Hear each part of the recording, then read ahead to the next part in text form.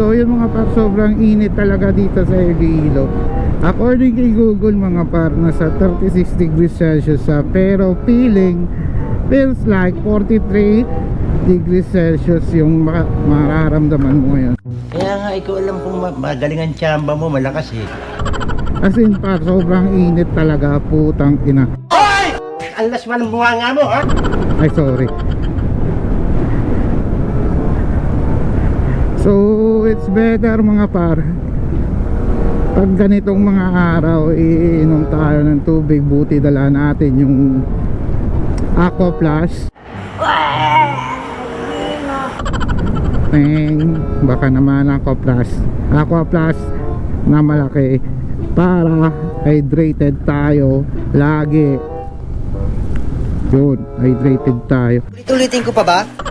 Kasi talaga puta na naman nanunuyot yung mga lalamunan kong putya. Bakit yan yun na inaasal mo? Ano ba ang drama mo sa buhay? Woo! So let's go mga pa, wala nang booking. Hindi totoo yan. So babalik na tayo dun sa tambayan para makachika na naman tayo. At syempre makapagpahinga na rin. Gunggong! Barinig kita sa mukha! Sa sobrang init.